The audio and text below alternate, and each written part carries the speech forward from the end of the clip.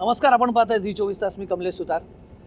आमच्या टेलिव्हिजनच्या भाषेत जेव्हा एखादा कार्यक्रम नवीन संचात किंवा नव्याने पुन्हा लॉन्च होतो किंवा नवीन कार्यक्रम करतो, तो एक शब्द आम्ही वापरतो की हाच कार्यक्रम आता नवीन रंगात तुम्हाला बघायला मिळतोय. राजकारणात जनरली फार तर फार एखादी व्यक्ती नवीन पक्षात बघायला मिळते, पण नवीन रंगात बघायला मिळणे तसं राजकारणात थोडंसं नवीन आपण म्हणतो. पण सध्या महाराष्ट्रात यात्रांचा सीझन सुरू आहे आणि खऱ्या अर्थाने वेगळ्या रंगात, लिटरली वेगळ्या रंगात आपल्याला महाराष्ट्राचे उपमुख्यमंत्री आणि राष्ट्रवादी काँग्रेस पक्षाचे राष्ट्रीय अध्यक्ष अजित पवार दिसतात. त्यांच्या यात्रेत आपण सहभागी झालो आहोत आणि स्वतः अजितदादा आपल्यासोबत आहेत. मी असं म्हटलं की आजपर्यंत जेव्हा अशा यात्रा निघाल्यात, मग संघर्ष यात्रा असेल किंवा आता देवेंद्र फडणवीसांनी गेल्या वेळेस एक यात्रा अशीच काढली होती, आदित्य ठाकरेंनी तेव्हा काढली होती एक यात्रा जनसंवाद. तर जेव्हा नेते अशी यात्रा करतात तर ते स्वतःला मुख्यमंत्री पदाचा चेहरा म्हणून पिच करताय असं त्या यात्रांकडे बघितलं जातं. तुम्ही परवा कार्यक्रमात गमतीने म्हणालात, पण तुम्ही अनेकदा ती गोष्ट गमतीने म्हणतात की माझं मुख्यमंत्रीपद कसं हुकलं किंवा मी कसा मागे राहून. काय जे खरं आहे ते मी सांगतो. मी माझा स्वभाव स्पष्ट आहे कमलेश, जे आज तुम्ही ओळखत नाही. जे माझ्या ओठात असतं तेच माझ्या पोटात आहे, जे पोटात आहे तेच ओठात आहे. त्याच्यात काय लाजायचं काय? त्याच्यात जे खरं आहे ते सांगितलं पाहिजे. जे जोपर्यंत 145चा आकडापर्यंत मी पोचत नाही, 145चं पाठबळ मला मिळत नाही, तोपर्यंत मी काय, तुम्ही ठरवलं तरी तुम्ही होऊ शकत नाही, कुणीच होऊ शकत नाही महाराष्ट्रातले. शिंदे झाले हो, मग त्यांनी 145चा आकडा गाठला म्हणून झाले. आपण ते एकट्यावर नाही गाठला त्यांना सोबत. काही काय होणार, उद्धव ठाकरे साहेबांनी 45चा आकडा 145चा गाठला म्हणून झाले. ते 56च होते. बाकीचे 90चं मदत घेतली की नाही, 90-91 लोकांची. तो आकडा गाठला त्याच्यावर ते झाले. तशा पद्धतीनं एकनाथरावजींनी तो आकडा गाठला म्हणून ते झाले. तुम्ही तसं म्हणालात की ते दोघं ज्युनियर आहेत, ते निघून गेले पुढे, मी मागे राहिलो. आता काही प्रयत्न आहेत का दादांचे यावेळेस? असं नाही हो. आता काही तुमचं अँबिशन लपवलं? एक मिनिट कमलेशजी, तुम्ही असं कसं म्हणता? आम्ही बोलायचंच नाही का काही? बिलकुल बोलायचं. हा, मग मला त्यावेळेस जे वाटलं ते मी बोललो. मी पुन्हा मी सांगत असतो तुम्हाला, मला जे वाटतं ते मी बोलतो. मी फार ह्याच्यात म्हणजे मी राजकारणामध्ये असलो तरी राजकीय कुरघुडं करण्याचा माझा स्वभाव नाहीये. पण अँबिशन आहे माझा स्टेट अँबिशन प्रत्येकाची असते. तुम्ही ज्यावेळेस तुमच्या क्षेत्रामध्ये पदार्पण केलं त्यावेळेस तुमचं ध्येय होतंच ना, मी या जातला ह्या चॅनलचा प्रमुख झालो पाहिजे. झाला तुम्ही. आता तुमच्या खालच्याही टीमचा प्रयत्न आहे ना, तुमच्या नंतर आम्ही पण तिथं आलो पाहिजे. मनुष्य स्वभाव आहे. प्रत्येक मनुष्याला काहीतरी ध्येय डोळ्यासमोर ठेवल्याशिवाय तुम्ही पुढे वाटचाल करूच शकत नाही. पण आता ही निवडणूक असं म्हणतात दादा की खूप वेगळी निवडणूक आहे यंदाची. म्हणजे अनेकांना तर वाटतं की यावेळेस 95ची ज्याची परिस्थिती होती, खूप सारे अपक्ष निवडून आले. म्हणजे 2 राष्ट्रवादी, 2 शिवसेना, 1 काँग्रेस, 1 भाजपा, इतर छोटे पक्ष, 8-8, 9 पक्ष खूप इच्छुक आहे. खूप खिचडी झाल्यासारखं वाटत नाही तुम्हाला? आज कोणाची संधी होऊ शकते? लोकशाही आहे. लोकशाहीमध्ये संविधान, घटना, कायदा जे काही बाबासाहेब आंबेडकरांनी दिलेलं आहे त्या पद्धतीनं कारवाई होणार. सगळ्यांची अपेक्षा आहे. कुणालाही किती लोकांना फॉर्म भरता येणार, सगळं काही करता येणार. शेवटी महाराष्ट्रातली जनता फार प्रगल्भ आहे. विचारपूर्वक निर्णय त्या ठिकाणी देत असते आणि ते विचारपूर्वक निर्णय देतील असा आम्हाला विश्वास आहे. हे युती आघाड्यांचं सरकार आहे सध्याचं. तर तुमच्याकडे मुख्यमंत्रीपदाचा चेहरा अजून ठरला की तुम्ही असं म्हणतात की मुख्यमंत्र्यांच्या नेतृत्वाखाली निवडणुका लढणार आहेत, पण एक ऑप्शन देता जनरली, जसं आता आपण लोकसभेला की मोदी हा चेहरा होते, महाराष्ट्रात महायुतीचा चेहरा असा ठरला अजून तरी की मुख्यमंत्री चेहरा? या संदर्भामध्ये आता तरी मुख्यमंत्री सध्या एकनाथराव शिंदे, ते राज्याचे प्रमुख आहेत आणि महायुतीच्या सरकारमध्ये ते प्रमुख असताना निवडणुका लागलेल्या आहेत. निवडणुका चालू असताना तेच मुख्यमंत्री त्या ठिकाणी राहणार आहेत. तुम्हाला आता महाविकास आघाडीचे पण हीच चर्चा चाललेली आहे. शेवटी हे सगळं जनता ठरवत असते की कुणाला संधी द्यायची, कुणाला तिथं बसवायचं, जनता ठरवेल ना. पण असं तुमच्यात काय ठरलंय का की हा चेहरा असावा, यांना पिच करावा चेहरा म्हणून? आमच्यामध्ये पहिल्यांदा महायुतीला बहुमत कसं मिळेल हा प्रयत्न करणे. बहुमताने महायुती निवडून आली पाहिजे, हे पहिलं ध्येय आमच्या डोळ्यासमोर आहे. त्यासाठी जागा वाटप हा खूप कळीचा मुद्दा ठरतो. त्याच्यात काय ठरलंय? काय बेसिक सगळं मार्ग निघेल. त्याच्यामध्ये काल पण आम्ही बसलो होतो जवळपास 11 ते 2 वाजेपर्यंत. आमची चर्चा चालू आहे आणि त्याच्यातनं निवडून येण्याची क्षमता साधारण बघून मार्ग निघायचं कळतंच की कुठल्या विधानसभा मतदारसंघामध्ये काय परिस्थिती आहे. कारण हे सगळे अनेक वर्ष निवडणुका लढलेले सगळेजण. मी 35 वर्ष निवडणुका लढत आलो. शिंदेसाहेब 2004ला त्यांची पहिली निवडणूक झाली. 4, 9, 14, 19 आणि 24 20 वर्ष त्यांना झाली. देवेंद्रजींना 25 वर्ष झाली. आज 25 वर्ष, 20 वर्ष, 35 वर्ष हे काही कमी वर्ष नाही. हो बिलकुल. तुम्हाला असं वाटतं का मग तुमच्या अनुभवाचा तुम्हाला आता किमान तुम्हाला पिच करा, तुम्ही आता एकदा संधी दिली एकनाथरावांना, आता ती संधी तुम्हाला हे का ज्याच्यातनं कारण नसताना नवीन प्रश्न निर्माण होतील हे बोलायचंच नाही. मी कमलेशजी स्पष्ट सांगतो, मी ह्यावेळेस ठरवलेलं आहे मी कधीही कुणावरही टीका करणार नाही. मी विकासाचं बोलणार. मी गरिबीमधनं जो वर्ग आहे त्यांना बाहेर काढण्याच्या करता ज्या योजना आणलेल्या आहेत त्याच्याबद्दल सांगणार. सरकारमध्ये काम करत असताना ज्या गोष्टी आम्ही करून दाखवल्या त्याबद्दल बोलणार. मला ह्या गोष्टी कारण मी स्वर्गीय यशवंतराव चव्हाण साहेबांनी निर्माण केलेला सुसंस्कृत महाराष्ट्रामधला एक कार्यकर्ता म्हणून काम करतो. त्याकरता कुणी काही मला शिव्या द्या. आता माझ्या अर्थसंकल्पात पण मला कितीतरी टीका केली, काय केली, मी ते दुर्लक्ष केलं. त्याला लक्ष द्यायचं नाही. आपलं लक्ष केंद्रित विकास आणि गरिबी कमी करणं. पण मग हा लोकसभेतनं घेतलेला धडा म्हणायचा का दादांनी? लोकसभेच्या वेळेस आम्हाला खूप टीका बघायला मिळाली, व्यक्तिगत बघायला मिळाली, पारिवारिक टीका बघायला मिळाली. हो का कमलेशजी, प्रत्येक जण वेगवेगळ्या गोष्टी त्याच्यात अनुभवातून शिकत असतो. ह्यावेळेस लोकांच्या समोर जात असताना मी काही माझ्या मनामध्ये ठाम निश्चय केलेला आहे की हे आता सगळे काही बोलतात एकमेकाला, डेकोनन बिकोनन काय काय बोलतात. मी कधी कुणाशी काही बोललो, कुणाचं नाव घेतलंय? मला काही आम्ही केलेल्या योजना एवढ्या चांगल्या आहेत. आम्ही त्या विकासाच्या करता अर्थमंत्री म्हणून केलेलं काम इतकं मोठं मला सांगायला आहे. मला काय बाकीच्या गोष्टीला महत्त्व द्यायचं. मला जे विरोधक एखाद्या गोष्टीचं निरेटिव्ह वेगळा सेट करून दुसरीकडेच निवडणूक घेऊन जाण्याचा प्रयत्न करतात त्यांचा त्यांना लखला. मला माझं गोष्ट मी सांगणार. आणि लोकसभेच्या निवडणुकीच्या निमित्तानं अल्पसंख्याक समाज, मागासवर्गीय समाज, आदिवासी समाज हा आमच्यापासून जो बाजूला गेलेला होता, काही कारणं असतील, संविधान बदलणार, घटना बदलणार, आरक्षण काढणार, कायद्यामध्ये बदल करणार, असे काही काही काही काही नेरेटिव्ह सेट केले. आणि त्याला दुर्दैवाने आम्ही ते लोकांच्या हे सगळं खोटं आहे, हे सगळं दिशाभूल करणार आहे, हा निवडणुकीचा भाग आहे, ह्याच्यात तथ्य काही नाही असं आम्ही सांगत होतो. पण दुर्दैवाने आमचं न ऐकता त्यांच्या बोलण्यावर विश्वास ठेवला गेला आणि त्याचा जबरदस्त फटका मला बसला. पण दादा, राष्ट्रवादी काँग्रेस पक्षाकडे खूप मोठ्या प्रमाणात अल्पसंख्याक मतं होती एकेकडे, जी लोकसभेत तुम्ही तसं सांगितलं की तो दुरावला आहे. तो कसा परत येणार अल्पसंख्याक मतं? आता मी ह्या सरकारमध्ये असताना मार्टी आणलं की नाही का?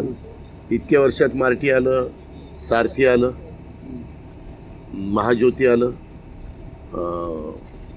आरटी आलं, बार्टी आलं, आदिवासींच्या संदर्भातलं टार्टी आलं. नीट आहे का? टार्टी आदिवासींच्या करता, बार्टी मागासवर्गीय समाजाच्या करता, सारथी बहुजन समाजाच्या करता, अमृत ब्राह्मण समाजाच्या करता, म्हणजे ह्या घटकाच्या करता, आणि महाज्योती ओबीसी समाजाच्या करता. आता हे सगळं करत असताना आता अधिवेशनाच्या वेळेस आरटी आणलं, ते मातंग समाजाच्या करता आणलं. मुस्लिम समाजाची बरेच दिवसाची मागणी होती मार्टीची, आम्ही आणलं, मंजूर केलं. आम्ही मुस्लिम समाजाच्या करता 1000 कोटी रुपये मौलाना आझाद महामंडळाला भागभांडवल आम्ही केलं, जे कधीच काँग्रेसच्या राजवटीत झालं नव्हतं. आम्ही त्याच्यामध्ये 30 कोटीची शासन हमी होती कर्जाच्या करता मौलाना आझाद महामंडळाच्या, ती आम्ही 500 कोटी केली. पण याच्या योजनांना येईल तुम्हाला वाटतं? मुस्लिम समुदायामध्ये जी नाराजी ना दादा ती वेगळी आहे. नाही असू द्या, टार्गेट केलं जातंय, त्यांच्याबद्दल धार्मिक विद्वेष पसरवला जातो. मी सरकारमध्ये असताना मी विशाळगडला गेलो की नाही, त्यांना आधार दिला की नाही, त्यांना सरकार म्हणून आम्ही मदत केली की नाही, त्याच्या संदर्भामध्ये जिथं कुठं घटना घडल्यानंतर आमचा पक्ष सेक्युलर विचारधारेचा पक्ष आहे, आम्ही त्या पद्धतीनं काम करतो. बरोबर. त्याला विशाळगडच्या घटनेचा तुम्ही उल्लेख केला जाता ना, त्याला स्टेट स्पॉन्सर्ड घटना म्हणूनच अनेक जण त्याच्यावरती टीका करतात की राज्य सरकारने ते होऊ दिलं, पोलिसांनी तिथे बघायची भूमिका घेतली. अजिबात नाही. असे दादांत खोटं आहे. कशाला कोण बघायची भूमिका घेईल? कायदा सुव्यवस्था चांगली ठेवणं हे राज्यकर्त्यांचं कामच आहे. पण मग झालेला प्रकार चूक की बरोबर दादा? नाही, मी कधीच कसल्या गोष्टीचं समर्थन करत नाही. प्रत्येकाने आपलं भान ठेवून हे राज्यामध्ये शिवशाहू फुले आंबेडकरांची जी विचारधारा सांगती त्याच विचारधारेने सगळ्यांना पुढे जावं लागेल. त्याच्यातच राज्याचं हित आहे असं माझं ठाम मत आहे. तर तुमची जी भूमिका आहे ना, तुम्ही सेक्युलर विचारसरणी आहे किंवा शाहू फुले आंबेडकरांची जी भूमिका आहे, मधल्या काळामध्ये लोकसभा निवडणुकांमध्ये राष्ट्रीय स्वयंसेवक संघाच्या मुखपत्रातून की तुम्हाला घेतल्यामुळे आपल्याला नुकसान होते अशी भूमिका व्यक्त केली गेली. मला त्यांची भूमिका असेल, मला त्याबद्दल काही बोलायचं नाही. मी मागाशीच तुम्हाला सांगितलं की मी कुणी माझ्याबद्दल काही बोललं तर मी त्याला उत्तरच देणार नाही आहे. मला माझं विकासाचा ध्येय घेऊन पुढं जायचं आहे. माझ्या दिलेल्या योजना महायुतीच्या सरकारने दिलेल्या घेऊन पुढं जायचं आहे आणि गरीब घटकाला वर काढायचं आहे. नाही, पण मग टीका जरी झाली तरी तुम्ही म्हणतात की बोलायचं हे बदललेले दादा, हा बदल काही का असे ना, तुम्ही काय समजायचं ते समजा. मी तुम्हाला सांगतो की मी एखादा कुठला निश्चय केला की मी त्याच्या मागं हटत नाही. माझा स्वभाव आहे, मी ठरवलेलं आहे, मी माझं मन पक्क तयार केलेलं आहे. कारण RSS ही भाजपची पेरेंट बॉडी आहे, मदर बॉडी आहे. त्यांच्या मुखपत्रातून झालेली टीका की पक्षाचा कार्यकर्ता वेगळ्या गांभीर्याने घेतो. ठीक आहे, माझा पक्षाचा कार्यकर्ता मला समजून घेईल. तुम्हाला त्यांना समजायची वाटत आहे त्यांना रिच आउट मला आता तुम्ही माझं भाषण ऐकलं का? माझं पूर्ण लाईन कशात चाललेली आहे, मला बाकी काय करायचंय? बिलकुल दादा. नाही पण मला करायचं नाही. नरेटिव्ह शब्द जेव्हा आपण वारंवार आजकाल बोलण्यात येतो, नरेटिव्ह बिल्डिंग होतो. हो, मग नरेटिव्ह होतोच. मी आता बाकीची जनता बघेल ना, शिवशाहू फुले आंबेडकरांच्या महाराष्ट्रातली जनता की बाबा अजित पवार बाकीचे कोणी त्याला बोलत असले तर तो त्या विषयाला न धरता तो आमच्या विकासाचा बोलतो, तो आमच्या गरिबीमधनं वर कसा माझ्या महाराष्ट्राला काढता येईल हा विचार मांडतोय. तुम्ही एकीकडे हा विचार मांडतात की सामान्य माणसाला गरिबीतनं वर काढायचं आहे. तुमची टॅगलाईन नवीन जी आहे ती आहे लाभ आणि बळ. या लाभार्थी ज्या योजना आम्ही लाभार्थींकरता आणल्यात, अनेक योजना आणल्यात. शेतकऱ्यांच्या करता आल्यात, युवा युवतींच्या करता आल्यात, महिलांच्या करता आल्यात, मुलींच्या करता आल्यात, सगळ्या घटकाच्या करता आल्यात. त्याच्यातनं त्यांना लाभ मिळावा म्हणून लाभ, आणि तो लाभ मिळाल्यावर त्यांना बळ मिळावं, लाभ मिळाल्यानंतर त्यांच्यामध्ये बळ यावं म्हणून बळ. दुसरीकडे गरिबांचा नाद एक नाद अशी पण एक घोषणा असू द्या ना. पॅरलली जाणाऱ्या दोन गोष्टी वाटत काही नाही. तो त्यांच्या पक्षाची टॅगलाईन आहे, ही माझ्या पक्षाची टॅगलाईन आहे. परंतु सगळ्यांनी मिळून महायुतीच्या उमेदवारांना निवडून आणायचं. काय काळजी करू नका. तुम्ही किती उलटं सुलटं कसंही काही विचारलं तर माझं उत्तर ठरलेलं आहे. दादा, आता मगाशी टीकेचा प्रश्न आला. मी थोडंसं लोकसभा निवडणुकांकडे मागे जातो की त्याच्यात पक्षाला खूप मोठा सेटबॅक बसला. आता आपण ज्या भागात आहोत या भागात तुमची 4 आमदार असताना सुद्धा तिथे फटका पडलेला आहे. 6 आमदार असताना तिथे तुम्हाला फटका पडलेला आहे मोठा इथे या भागामध्ये. हो, तर कांद्यामुळे पडला. तुम्हाला माहिती आहे, तुम्ही या भागातले जी कांदा उत्पादक शेतकरी अतिशय नाराज राहिला. त्यांचं निर्यात बंदी केली, त्याच्यातनं दुखावला. हे पुणे जिल्ह्यात कांदा उत्पादक शेतकरी, नाशिक जिल्ह्यात आहे, नगर जिल्ह्यात आहे, सोलापूर जिल्ह्यात आहे, या सगळ्या बेल्टमध्ये आहे. त्यांचं म्हणणं की बाबा तुम्ही आम्हाला 2 पैसे मिळत असताना तुम्ही का निर्यात बंदी करता? तुम्ही मग ज्यावेळेस भाव पडतात त्यावेळेस मग तुम्ही आम्हाला कोण आधार द्यायला असतो? ते त्यांचं म्हणणं बरोबर आहे. पण विरोधक टीका करतात की दादा दिल्लीसमोर बोलत नाहीत फारसे. दिल्लीशी बोलताना दादा थोडंसं की दादांचा आक्रमक स्वभाव तो तिथे कमी पडतो. तुम्हाला काय माहिती मी दिल्लीत त्यांच्यासमोर बोलताना? विरोधकांची टीका. मी सांगितलं ना, त्या टीकेला मी उत्तर द्यायचं नाही ठरवलंय. तुम्ही बोलतात त्यांच्यासमोर. माझा विश्वास, माझा निश्चय आहे. तुमच्या स्टाईलने मांडतात दिल्लीत हे मुद्दे तुम्ही. त्याच्यामध्ये आता काय पुढच्या वेळेस तुमचा कॅमेरावाल्याला घेऊन जातो मी, तिथं कॅमेरा लावतो, स्कोबिया कॅमेरा, आणि मी कसं बोलतो ते तुम्हाला मग ते कळेल. दादा, व्यक्तिगत टीकांचा बराच विषय त्या काळामध्ये झाला होता. व्यक्तिगत टीका, कौटुंबिक टीका. मला मागच्या काळातलं काही काढायचं नाही.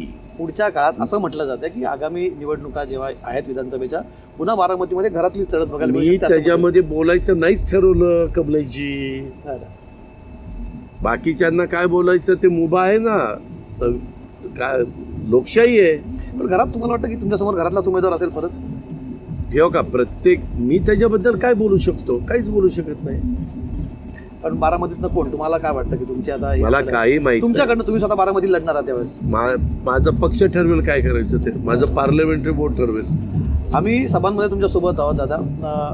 थोडं आम्हाला भाषणांमध्ये तुम्ही फार मोदींबद्दल किंवा याच्याबद्दल बोलताना भाजपबद्दल बोलताना इतर पक्षांबद्दल बोलताना दिसला नाही. आता ही मग तुमच्या पक्षाची यात्रा आहे, मला मान्य आहे. कमलेशजी हे कळत नाही. महाराष्ट्रातली निवडणूक आहे. महायुतीच्या सरकारमध्ये आम्ही काम करतोय. महायुती सरकारने आणलेल्या योजना ह्याची मी माहिती देतोय. त्याच्यातून लाभ मिळावा, बळ मिळावं हे सांगतोय. विकासाचं बोलतोय, केलेल्या कामाचं बोलतोय. मागं ज्या आमच्याकडनं आम्ही काही गोष्टीत कमी पडलो त्याचा लोकसभेला फटका बसला ते मान्य करतोय. चाललंय. नाही पण मग तुम्ही आता या पुढच्या काळात काय तुम्ही याचा आता ही स्ट्रॅटेजी तुमची स्ट्रॅटेजी मध्ये आम्ही काय बघतो बटन दाबेपर्यंत ही स्ट्रॅटेजी बदललेल्या स्ट्रॅटेजी आम्ही दादा काय बघतो फक्त रंगच नाही. तुम्ही फार कधी मी तुम्हाला इतकी वर्ष तुम्ही मंदिरात गेलात किंवा काही धार्मिक कार्यक्रमात सभेत तुम्हाला फार कमी वेळा बघितलं.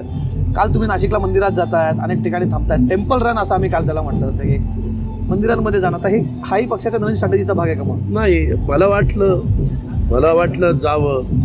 प्रत्येकाची कुठं ना कुठे श्रद्धा असते, श्रद्धास्थान असतं. त्याच्याकरता मी गेलो. पूर्वी जायचं नाही फार. आता पूर्वी मी तरुण होतो त्यावेळेस माझ्यावर जबाबदारी एवढी नव्हती. त्यावेळेस जबाबदारी पवार साहेबांच्यावर होती. आता मी पक्षाचा प्रमुख आहे. पक्षामध्ये आता हा पट्टा जो इथे अनेक महाराष्ट्रात ठिकाणी मराठा आरक्षणाचा मुद्दा खूप महत्त्वाचा ठरलेला आहे. इथे महाराष्ट्रभर आपण अनेक ठिकाणी याच्याबद्दल आंदोलनं उग्र एक दुही समाजात झाली असं आपण बघतोय. ओबीसी मराठा एक बघायला मिळते. पडी आपल्यासोबत भुजबळ साहेब आहेत. त्यांच्याबद्दल मराठा समाजामध्ये किंवा ते जे आंदोलनाचे नेते जरांगे पाटील हे रोष आहेत त्याचा कुठेतरी तुम्हाला पक्षाला बॅकलॅश किंवा त्याच्यावर काही स्ट्रॅटेजी? कालच माझं मुख्यमंत्र्यांशी पुन्हा बोलणं झालं. लवकरात लवकर सर्वपक्षीय बैठक बोलवा, त्याच्यामध्ये चर्चा करा. मागे ज्या वेळेस मराठा समाजाला आरक्षण देण्याचा मुद्दा आला, हा गेल्या 10-12 वर्षापासून जेव्हा आला त्यावेळेस राज्यातल्या कुठल्याही राजकीय पक्षाने त्या गोष्टीला विरोध केला नाही, पाठिंबाच दिलाय. ही आजपर्यंतची राजकीय पार्श्वभूमी आहे. आताही सगळ्यांनी सभागृहामध्ये एकमताने पाठिंबाच दिलेला आहे. ही वस्तुस्थिती आहे. त्याच्यामध्ये कुठल्याच घटकाचा त्या गोष्टीला विरोध नाही आरक्षण देण्याच्याबद्दल. नाही पण मग अशा वेळेस ज्या भुजबळांसारख्या नेत्यांबद्दल ज्यांच्याबद्दल नाराजी आहे असा नेता सोबत असल्याने पक्षाला त्याचा काय फटका पोहोचू शकतो किंवा ओबीसी मराठा? माझी भूमिका स्पष्ट आहे की मी तर त्या समाजामध्येच मोडतो ना. हो. त्याच्यामुळे माझी भूमिका स्पष्ट आहे. आरक्षण मिळालं पाहिजे. आता तुम्ही निधींवरती तुमचा जास्ती फोकस आहे. निधी हा मुद्दा खूप महत्त्वाचा आहे. निधी वाटपाचा मुद्दा ठरतोय. महाराष्ट्रात यापूर्वी असं झालं आहे की निवडणुकांच्या आधी घोषणा एक होते, नंतर मात्र त्याला निधी नसतो. आताही तुम्ही सांगू शकाल की ज्या इतक्या मोठ्या योजना तुम्ही सांगतात त्या परत जेव्हा तुम्ही पुढचं सरकार येईल ती योजना प्रॅक्टिकली इम्प्लिमेंट करू शकेल का? तेवढा पैसा राज्याच्या तिजोरीत आहे का? आहे. तेवढा पैसा आहे. मी 2-4 भाषणामध्ये आपलं स्थूल उत्पन्न किती आहे, आपले दरवर्षी GSTचे कर किती आपले वाढतात, GSTचा पैसा किती आपल्याकडे जमा होतो, आपला एक्साईजचा पैसा किती जमा होतो, आपल्याकडं कर रूपानी महसूल म्हणजे नोंदणी रजिस्ट्रेशनचा पैसा किती जमा होतो, हे सगळ्या गोष्टी माझ्या पुढे आहेत. मी 10 वर्ष या राज्याचा अर्थसंकल्प मांडलेला आहे. योजना देत असताना मला काही आर्थिक शिस्त पाळण्याची पहिल्यापासून एक हे आहे, सवय आहे आणि त्या पद्धतीने मी पुढे चाललो. कोर्टाने परवा कारण फटकारलं होतं, सुप्रीम कोर्टाकडनं फटकार असे आले होते की तुम्ही योजना इकडच्या योजनेचे पैसे इकडे का फिरवतात असं सुप्रीम कोर्टाने म्हटलं होतं. कुठल्या योजनेच्या बद्दल? इतर कुठल्याही योजना तुम्ही एका योजनेचे पैसे दुसरीकडे फिरवतात याच्याबद्दल सुप्रीम कोर्टाचे कालच ताशेरे झाले होते. आम्ही असे कुठल्याही योजनेचे पैसे फिरवलेले नाही आहेत. पगार तर तुम्हाला करावेच लागतात, पेन्शन तुम्हाला द्यावंच लागतं, काढलेल्या कर्जाचं व्याज तुम्हाला द्यावंच लागतं. ह्या 3 गोष्टी तुम्हाला कराव्याच लागतात. आता ह्या 3 गोष्टी केल्यानंतर बाकीचा मग इन्फ्रास्ट्रक्चरला किती, लाभ देण्याच्याकरता लाभार्थीला देणारा निधी किती, ह्या बाकीच्या गोष्टी असतात आणि त्या फार विचारपूर्वक मी केलेल्या आहेत. आता एक शेवटचा तुम्हाला प्रश्न विचारायचा, आता एक शेवटचा प्रश्न विचारायचा, तुमच्या घरातली पुढच्या पिढीत या निवडणुकांमध्ये पार्थ पवार पुन्हा एकदा किंवा अजून घरातले इतर कोणी सदस्य निवडणूक लढणार आहेत का? मला काही त्याच्याबद्दल माहिती नाही. प्रत्येकाला त्यांची मुभा असते. प्रत्येक जणांना जे योग्य वाटतं ते त्यांनी करावं. विचार आहे डोक्यात पार्थ यांनी निवडणूक लढा असं तुम्हाला वाटतं? मला त्याबद्दल काहीही माहिती नाही. त्या संदर्भात जनतेने आपल्या संदर्भातला स्वतःचा निर्णय घ्यावा. ठीक आहे दादा, खूप खूप आभार, तुम्ही या मुलाखतीचा आमच्या